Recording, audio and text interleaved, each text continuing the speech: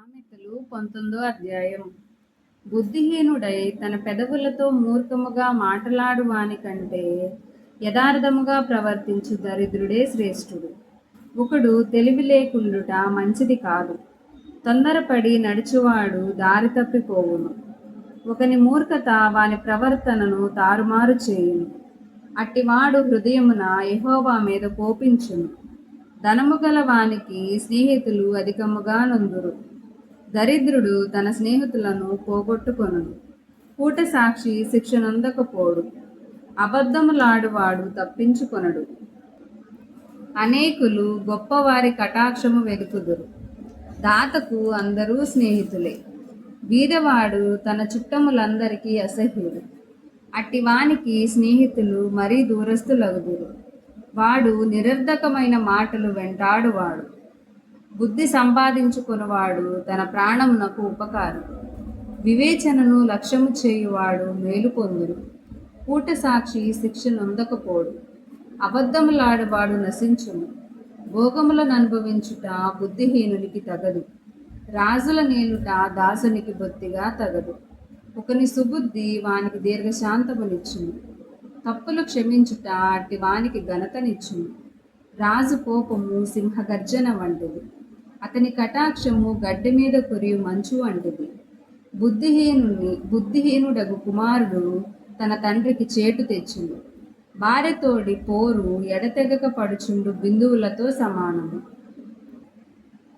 గృహమును విత్తమును పితరులిచ్చిన స్వాస్థ్యము. సుబుద్ధి గల భార్య యెహోవా యొక్క దానము. సోమరితనము గాఢ నిద్రలో పడవేయును. సోమరివాడు పస్తుపడియుండును. ఆజ్ఞను గైకొనువాడు తన్ను కాపాడుకొనువాడు. తన ప్రవర్తన విషయమై అజాగ్రత్తగా నుండువాడు చచ్చును. బీదలను కనికరించువాడు యెహోవాకు అప్పిచ్చువాడు. వాని ఉపకారమునకు ఆయన ప్రత్యుపకారము చేయును. బుద్ధి వచ్చునని నీ కుమారుని శిక్షింపుము. అయితే వాడు చావవలెనని కోరవద్దు. మహాకోపియగువాడు దండన తప్పించుకొనడు. వాని తప్పించినను వాడు మరలా కోపించుచునే ఉండును. నీవు ముందుకు జ్ఞానివగుటకై ఆలోచన విని ఉపదేశమును అంగీకరించుము. నరుని హృదయములో ఆలోచనలు అనేకములుగా పుట్టును. యెహోవా యొక్క తీర్మానమే స్థిరము.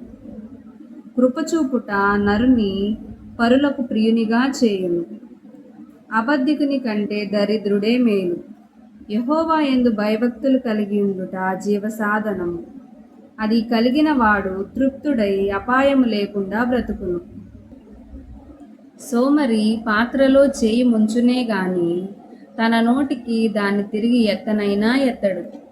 అపహాసకులు దండింపబడగా చూసి జ్ఞానము లేనివాడు జ్ఞానం నొందుదురు.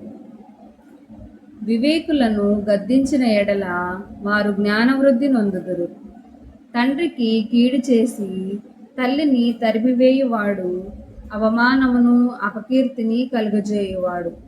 నా కుమారుడా, తెలివి పుట్టించు మాటలు నీవు మీరగోరితివా? ఉపదేశము వినుట ఇక మానుకొనుము. వ్యర్థుడైన సాక్షి న్యాయమును అపహసించును. భక్తిహీనుల నోరు దోషమును జుర్రుకొనును.